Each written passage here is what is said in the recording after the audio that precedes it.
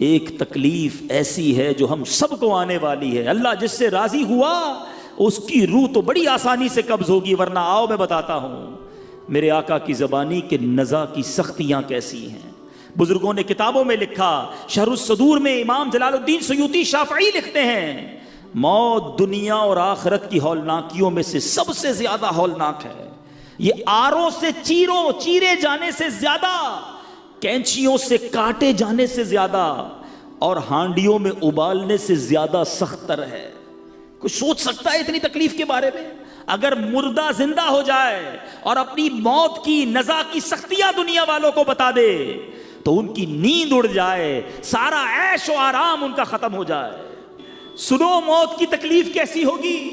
حضرت عمر رضی اللہ تعالیٰ عنہ نے حضرت کعب رضی اللہ تعالیٰ عنہ سے فرمایا ذرا ہمیں موت کی شدت کے بارے میں بتاؤ.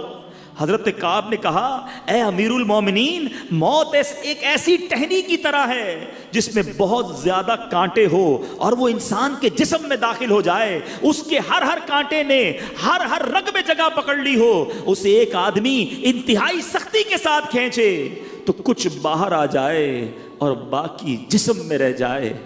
بتاؤ ایسی تکلیف ہم کیسے برداشت کریں گے؟ پھر بھی غافل ہیں، پھر بھی اس کی تیاری نہیں ہے. ارے اتنی تکلیف کے دوران کیا ہوگا؟ سنو میرے میٹھے اسلامی بھائیوں، امام ابن الحاج مکی قدس سرہ مدخل میں لکھتے ہیں کہ جب نزا کا وقت ہوگا، اتنی تکلیف کا عالم ہوگا، دو شیطان انسان کے پہلو میں آ کر بیٹھ جاتے ہیں اور وہ انسانی شکل میں ہوتے ہیں. تکلیف میں تو ویسے بھی بات سمجھ نہیں آتی نا، وہ انسانی شکل میں آئیں گے. آخری وقت بھی شیطان کوشش کرتا ہے کہ ایمان چھین لے اور بندہ بے ایمان ہو کر دنیا سے جائے. سوچو ہم میں سے کس کو ایمان کی فکر ہے؟ ہم میں سے کون اپنی موت کی تیاری کر رہا ہے؟ آج صبح شام گناہ کر رہے ہیں. جگہ جی لگانے کی دنیا نہیں ہے، یہ عبرت کی جا ہے، تماشا. اے اپنی آنکھوں کو حرام سے پر کرنے والے، کیا مرنا نہیں؟ اے اپنے کانوں کو حرام میوزک اور بری باتوں کو سے بھرنے والے، تجھے مرنا نہیں؟ اے حرام کام کرنے والے، اے سود کا کاروبار کرنے والوں، اے جھوٹ بول کر اپنا مال بیچنے والوں، اے مسلمانوں کو دھوکہ دینے والوں، اے مسلمانوں پر ظلم کرنے والوں، مرنا نہیں؟ آج اکیلے میں بیٹھ کر ایسے گناہ کرتے جیسے کوئی دیکھ نہیں رہا، مگر یاد رکھو چھپ کے لوگوں سے کیے جس کے گناہ وہ خبردار ہے کیا ہونا ہے. ہم سب کو مرنا ہے. خدا را اس کی موت کی تیاری کر لو. آج توبہ کرنی ہے، وہ بڑا کریم ہے. ہو سکتا ہے کسی کے ذہن میں خیال آ رہا ہو گناہ تو بہت ہو گئے، نمازیں تو بڑی قضا ہو گئی، حرام کام تو بہت سارے ہو گئے، اب ہوگا کیا؟ بچوں گا کیسے؟ ہمارا رب بہت کریم ہے، وہ بڑا رحیم ہے. 70 سال بندہ گناہ کرے، ایک بار سچی توبہ کر لے، وہ کریم سارے گناہ معاف کر دیتا ہے. اس کی رحمت چاہتی ہے میرا بندہ بخشا جائے. پکارو تو صحیح اسے، ایک بار سر تو جھکاؤ اس کی بارگاہ میں کہ مولا معاف کر دے، ہو گئی غلطی مالک معاف کر دے، میں بڑا گناہگار ہوں مالک معاف کر دے. اکیلے میں کیے گناہ یہ جانتے ہوئے کہ تو دیکھ رہا تھا مالک معاف کر دے. کر لیے حرام کام، آ گیا شیطان کی باتوں میں ہوں تیرا بندہ، تیرے سوا کون ہے میرا مالک معاف کر دے. میری ماں سے میں نے کئی بار معافی مانگی، ماں نے معاف کیا. اے اللہ تو 70 ماؤں سے زیادہ چاہنے والا ہے، اپنے اس گناہگار بندے کو معاف کر دے. خدا کی قسم ایک بار اس کریم کو پکارو تو صحیح، ایک بار سر تو جھکا لو اس کے سامنے، وہ کیسے معاف کرتا ہے. بہت بڑا اہتمام نہیں کرنا پڑتا، ایک بار دیکھو میرا رب شرمندگی کو کیسے قبول کرتا ہے. حضرت عمر رضی اللہ تعالیٰ عنہ ایک بار کہیں جا رہے تھے، ایک شخص کے ہاتھ میں شراب کی بوتل تھی. حضرت عمر نے اس کو پکڑا، کہا بتاؤ کیا ہے. حضرت عمر کی عدالت، آپ کا جلال، آپ کے فیصلوں کی ہیبت تھی. وہ شخص کہا آج تو مارے گئے. ہاتھ میں شراب کی بوتل ہے، حضرت عمر سامنے کھڑے ہیں. اس شرابی نے کیا کیا سنو، کہ ہاتھ نہیں اٹھائے، سجدے میں نہیں گیا، کھڑے کھڑے اپنے قریب کو پکارا بھی نہیں، دل میں عرض کی مالک آج بچا لے، اے اللہ آج عمر کے سامنے ذلیل ہونے سے بچا لے، مالک اب شراب نہیں پیوں گا، بس آج میں ذلیل نہ ہو جاؤں۔ سنو کتنی دیر لگی، سیکنڈز بھی نہیں لگے ہوں گے، دل ہی دل میں سچی توبہ کی۔ حضرت عمر نے کہا بتاؤ ہاتھ میں کیا ہے؟ شرابی کہتا ہے اس میں سرکہ ہے۔ حضرت عمر کہتے دکھاؤ، شرم لایا تھا نا، توبہ کی تھی نا، اللہ کو پکارا تھا نا، یہ بوتل نکال کر دیتا ہے اللہ کریم، وہ عیب چھپانے والے مالک نے اس شراب کو سرکے میں تبدیل کر دیا۔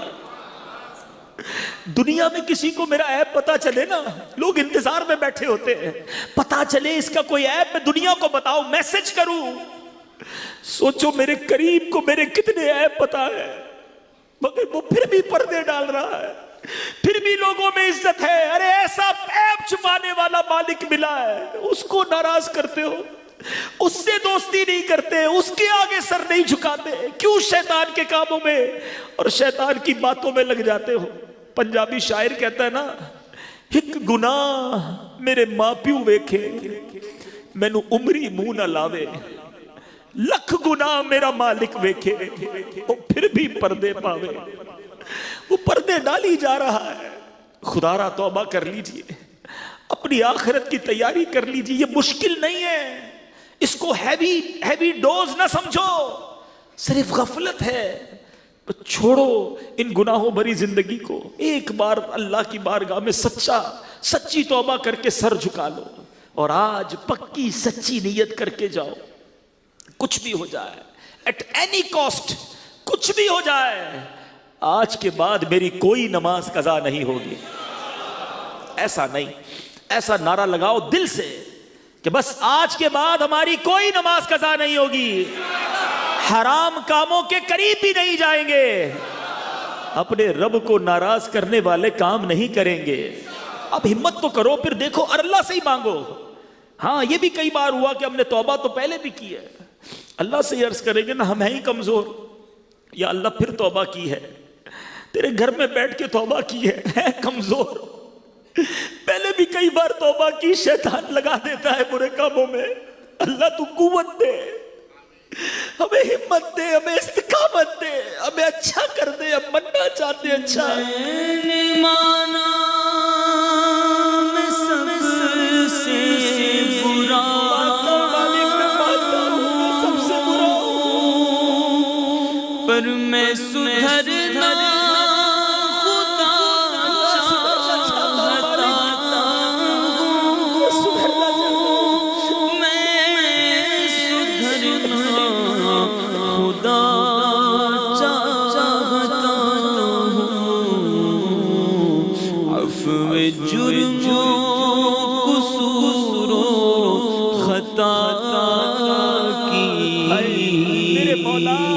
میرے مولا تو خیرات دے۔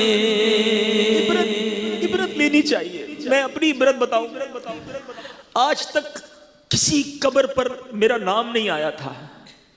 میں کل اپنی والدہ کی قبر پر گیا، میں نے دیکھا والدہ کا نام تو لکھا تھا، ساتھ میرا بھی نام لکھا تھا۔ وہ دن آ گیا نا کہ کسی قبر پر نام آ گیا۔ اب تھوڑے دنوں کے بعد کوئی ایسی قبر بھی ہوگی جس پر ہمارا نام لکھا ہوگا۔ کیوں عبرت نہیں پکڑتے کہ سارا کر و فر، یہ ساری جائیداد، یہ سارا نام، یہ ساری شہرت سب رہ جائے گی، ہم اکیلے قبر میں پہنچ جائیں گے۔ اگر اللہ ناراض ہوا تو مارے جائیں گے، میرے میٹھے اسلامی بھائیوں، مارے جائیں گے۔ نہ کرو برے کام، کر لو توبہ، رب کی رحمت بہت بڑی ہے۔ آج سچی پکی توبہ کرنی ہے اور اللہ کو ناراض کرنے والا کام نہیں کریں گے۔ یہ توبہ پر استقامت جو ہے نا، پتہ ہی کیوں نہیں ملتی۔ ہم یہ بیان سن رہے، بہت ساری آنکھیں اشک بہا رہی ہیں، مگر پھر باہر نکلیں گے، پھر وہی برے دوست، وہی گندے دوست، وہی بری باتیں، یہ سارا اثر اتر جاتا ہے۔ خدا را اس اثر کو باقی رکھنا ہے۔ واقعی آپ نے اگر آج ڈیسیشن لے لیا ہے کہ مجھے سدھرنا ہے، میری قبر روشن کرنی ہے، مر جاؤں گا ورنہ اللہ ناراض رہا، تو اچھا ماحول اپناؤ، چھوڑ دو یہ برے کام۔ دعوت اسلامی ہے نا آپ کے لیے، اس مدنی ماحول سے وابستہ ہوں، اجتماعات میں آئیں، مدنی قافلوں میں سفر کریں، امیر اہل سنت کے مدنی مذاکروں میں شرکت کریں، مدنی چینل بیٹھ کر دیکھیں، یہ زنگ دور ہو جائے گا۔ واقعی شروع میں کئی لوگ کہتے ہیں ہم سدھرنا چاہتے ہیں مگر نیکیوں میں دل نہیں لگتا، یہ شروع کی بات ہے۔ آپ کسی بیمار کو دیکھا، اس کو دوائی اچھی نہیں لگتی، اس کو کھانا اچھا نہیں لگتا، مگر جب علاج ٹھیک ہونے لگتا ہے تو کھانا بھی اچھا لگتا ہے، مزہ بھی آتا ہے۔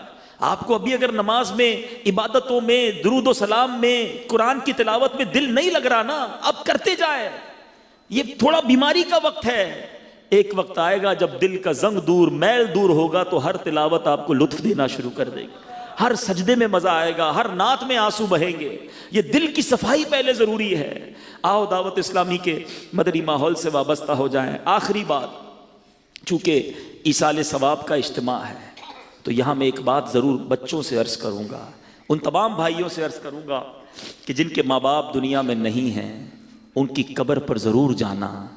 حضرت امام سفیان بن عیینہ بیان ہے کہ جب میرے والد کا انتقال ہو گیا تو میں نے بہت آہ و بکا کی، آنسو بہائے، روزانہ ان کی قبر پر جاتا، مگر کچھ دنوں کے بعد میں اپنی کاموں میں بیزی ہو گیا تو والد صاحب خواب میں آئے، کہا میرے بیٹا اب آنا کم کر دیا ہے، تو کہا کیا آپ کو پتہ چل جاتا ہے میں آپ کی قبر پر آتا ہوں؟